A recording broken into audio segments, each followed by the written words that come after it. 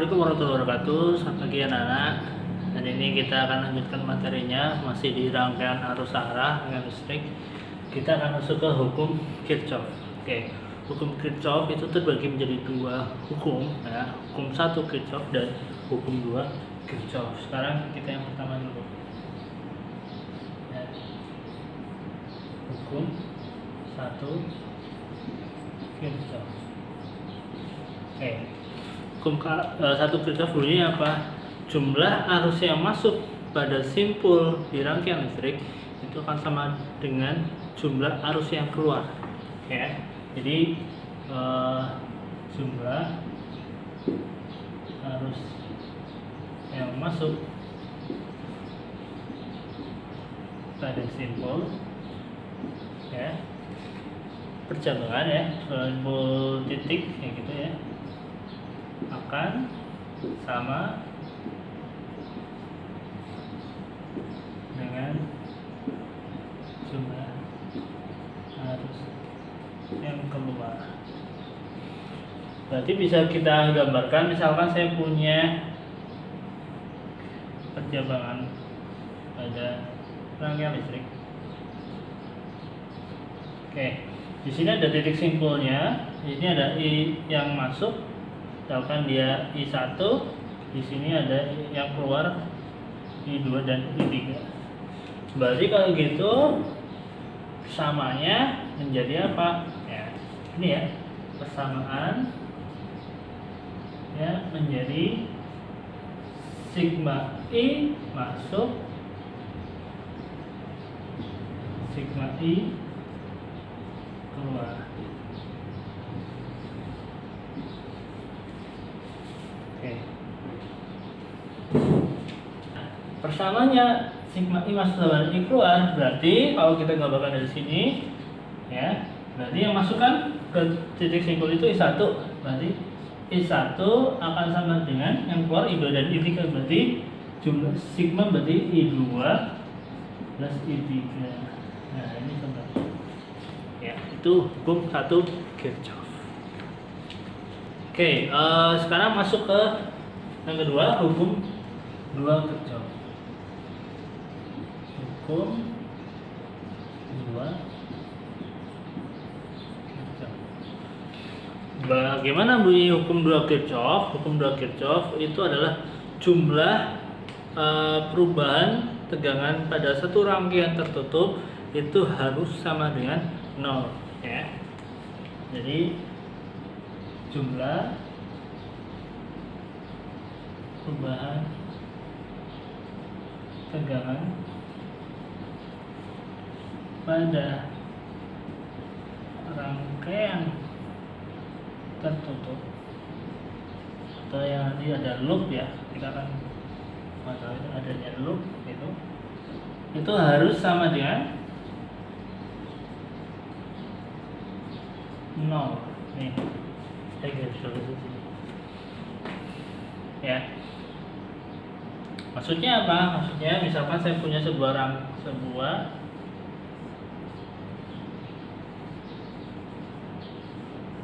rangkaian yang tertutup seperti ini, positif, yang panjang, yang pendek negatif, ya. Nah, harusnya di sini. Ini seperti ini. Ya. Di sini ada R. Oke, di sini ada sumber tegangan dan hambatan darat. Oke, maksudnya apa? Maksudnya tegangan di sini, ya, sumber tegangan dia akan mengaliri arus listrik, kemudian balik lagi seperti itu terus. Itu kalau dijumlahkan dia akan bernilai 0. Jadi di sini ada hambatan, ya kan, nanti tereduksi, ya, masuk ke sini dia jadi berkurang. Nah, itu nilainya itu kalau dijumlahkan harus sama dengan 0. Berarti bisa kita tulis persamaannya, hukum dua Kirchhoff itu adalah sigma E dan sigma IR sama dengan 0. Nah, jadi ada dua di sini sumber tegangannya, yaitu pada sumber tegangan aslinya dan sumber tegangan yang masuk ke dalam sebuah hambatan. Oke, itu bunyi hukum 2 Kirchhoff. Oke, habis ini kita lihat contoh soalnya. Oke, kita lanjutkan. Ada contoh soal yang sudah saya buatkan. Perhatikan gambar berikut. Ada rangkaian seperti ini, yang terdiri 2 buah sumber tegangan dan 3 hambatan. Oke, sumber tegangan yang pertama ada 32 volt mengalir arusnya dari 1 ke hambatan sebesar 4 ohm masuk ke I3 sebesar 10 ohm. Di sini dari sumber tegangan yang kedua sebesar 15 volt mengalir arus sebesar I2 dan menuju hambatan 5 ohm. Oke ya. Yang kita cari adalah berapa nilai I1, I2 dan I3. Nah, ini adalah contoh soal pada hukum Kirchhoff. Di sini ada penerapan hukum Kirchhoff 1 dan hukum penerapan Kirchhoff 2. Ini termasuk soal yang bisa dikatakan lumayan sulit ya dan panjang. Oke. Yang harus kita tulis dulu ya. Diketahui seperti biasa, diketahui ya. Di sini itu misalkan sumber tegangan 1 ya. S1 sebesar 32 volt, E2 sebesar 15 volt, R1 sebesar 4 ohm, R2 sebesar 5 ohm, dan R3 sebesar 10 ohm. Oke, yang ditanyakan I1, I2, dan I3 itu berapa?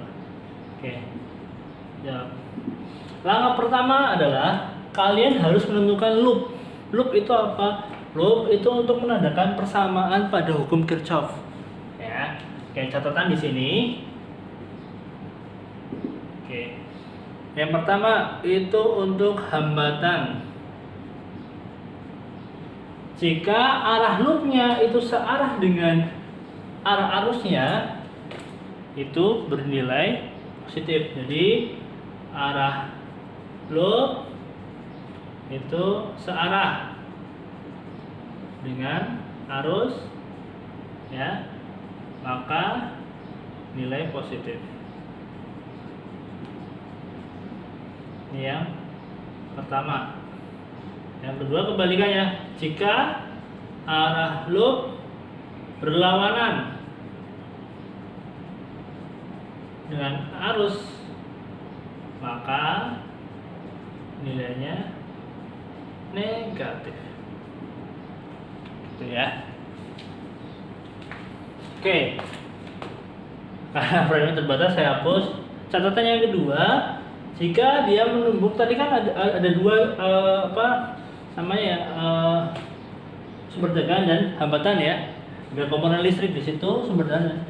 Nah, kalau nabrak sumber tegangan, jadi loop itu kan menabraknya 2 sumber tegangan dan hambatan. Oke, kalau sumber tegangan bagaimana? Kalau sumber tegangan dia masuk penabrak pertama dulu itu kutub negatif, berarti nilai sumber tegangannya adalah negatif. Tapi kalau loopnya pertama kali positif, berarti bernilai positif ya. Jadi kalau loop menuju yang pertama ya, kutub negatif, maka nilainya negatif pula. Tapi kebalikannya, jika loop menuju yang pertama kutub positif, maka nilainya juga positif. Gitu ya. Oke, itu catatannya. Sekarang kita menentukan pertama adalah hukum 1 Kirchhoff-nya dulu. Kalau kalian abaikan susunan rangkaiannya, kalian hanya lihat arusnya I1, I2 dan I3. Oke, di sini ada arus yang masuk dan ada arus yang keluar pada satu titik temunya. Oke, arus yang masuk adalah I1 dan I2 ya, dan arus yang keluar adalah I3. Berarti bisa kita tuliskan persamanya menjadi sigma I masuk sama dengan sigma I keluar. Berarti tuliskan sigma I masuk, sigma I keluar. Oke, berarti I1 plus I2 itu sama dengan I3. Oke, ini persamaannya. Persamaan yang pertama. Oke, sekarang yang kedua. Anggap aja ini loop yang pertama, ini loop 1, ini loop 2. Oke, loop 1, caranya kalian abaikan gambar yang loop 2 ini. Kalian harus fokus pada loop 1 saja. Kalau kalian loopnya itu menabrak 3 buah komponen listrik. Ada sumber tegangan, hambatan 1 dan hambatan 3, ya kan? Nah, caranya gimana? Lihat nih arah loopnya. Pertama kali nabraknya apa? Negatif ya. Berarti bisa kalian tuliskan persamaannya pakai hukum 2 Kirchhoff sigma E plus sigma IR sama dengan 0. Sigma E sumber tegangan, nabraknya apa? Negatif ya. Berarti dia min 3, 2. Ya. Plus sigma IR. Berarti I kali R1 kan, I1 kali R1. I-nya bagaimana dengan loopnya? Searah nggak? Catatan tadi yang pertama.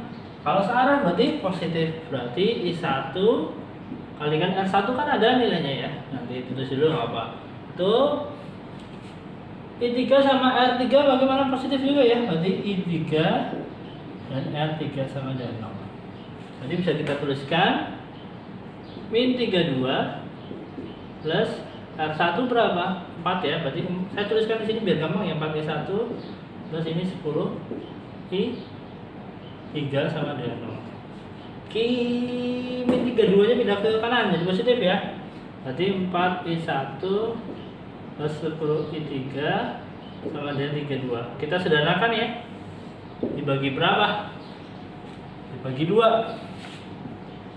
Berarti 2 I1 plus 5 I3 sama dengan apa nih? 16. Oke, ini persamaan yang kedua. Oke, kita lanjutkan ya. Untuk dikit sama ditanya saya hapus lah biar kita selesai dalam satu frame ini. Oke. Yang tadi ketemu ya, jadi ada 2 persamaan ya. Jadi persamaan yang pertama I1 plus I2 sama dengan I3. Oke, ini persamaan yang pertama. Persamaan yang kedua tadi 2 I1 plus 5 I3 sama dengan 16. Oke, ini persamaan yang kedua. Sekarang kita lihat loop yang kedua. Sama kayak tadi loop yang satu. Loop 2, kalau lihat loop 2, loop satunya ditutup. Jadi hanya lihat 3 komponen ini. Sumber tegangan, hambatan 2, hambatan 3. Oke, kalau lihat nih. Pertama, dia nubuk negatif ya. Persamaan pada hukum Bragg sigma E plus sigma IR sama dengan 0. Oke. Nah, lihat negatif, berarti min 15. Oke, lihat arah arusnya, I-nya searah dengan loop, berarti positif. I2 kali R2 searah lagi dengan loopnya, berarti I3 kalikan R3 sama dengan 0. Oke, kita tuliskan min 15. Seperti biasa aja saya pindahkan depan biar gampang. 5 I2 plus 10 I3 sama dengan 0.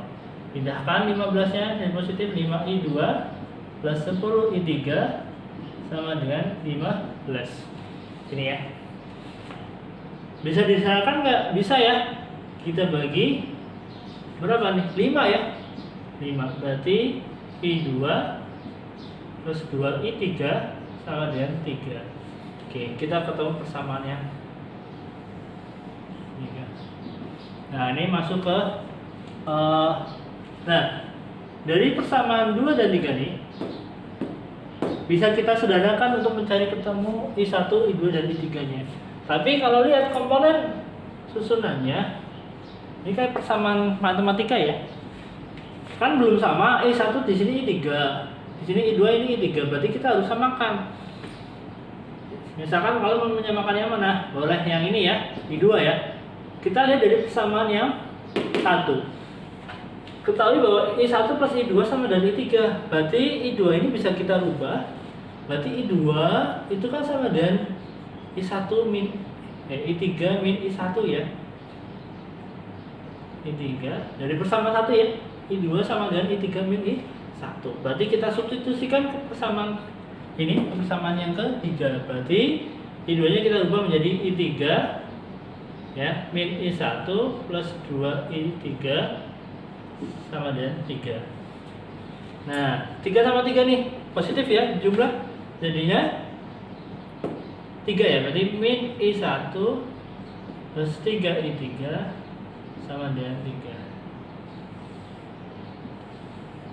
Oke, ini persamaan 3 ya diserahkan. Nah, oke, saya hapus soalnya ya, biar kita langsung kerjakan aja. Jadi kalian masih bisa lihat persamaan ini.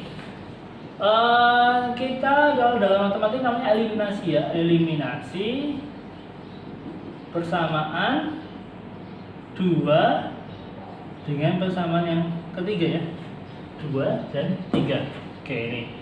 Nah, berarti bisa kita tuliskan 2I1 plus 5I3 sama dengan 16 min I1 plus 3I3 sama dengan 3. Oke, kalau kalian lihat bisa kita apakan nih? Kalian mau eliminasi yang mana? Misalkan eliminasi yang ini yang kecil aja ya nilainya ya, berarti yang I1 ya. Berarti kalau gitu caranya gimana? Ini dikalikan 1, ini dikalikan 2. Nah, tapi dijumlah. Berarti 2I1 plus 5I3 sama dengan 16. Ini berarti 2I1 plus 6I3 ya. Plus berarti ini berapa ini? 6 ya. 6. Ini min ya. Di jumlah. Oke. Kalau di jumlah ini kan hilang ya. Berarti tinggal 5 tambah 6 berarti 11I3. 16 tambah 6 berarti 22. Berarti I3 sama dengan 22 bagi 11. Berapa? Itu 2 ampere. Oke, ini I3-nya ketemu ya. Oke, saya hapus ya yang ini ya. Saya hapus. Kita langsung aja biar selesai. Oke, I3 sudah ketemu, berarti kita bisa nyari I1 dari sini, persamaan ini aja, persamaan yang 2 ya. Jadi nilai I3 masukkan ke persamaan 3. Oke, berarti min I1 plus 3I3 sama dengan 3. Berarti min I1 plus 3 kalikan 2 sama dengan 3. Min I1 plus 6 sama dengan 3. Berarti tidak sana ya. Jadi 6 min 3 sama dengan I1 ya. Berarti I1 sama dengan 3 ampere. Coba ya. Gitu. Nah, terus masuk ke nilai, masuk ke persamaan ke persamaan 1. Berarti I1 plus I2 sama dengan I3. Berarti kita mau nyari I2 ya. I2 sama dengan I3 min I1. Berarti 3 min 2 sama dengan 1 ampere. Selesai untuk contoh soal pada hukum kita. Oke. Sampai ini dulu. Kita ketemu lagi pada video berikutnya. Assalamualaikum warahmatullahi wabarakatuh.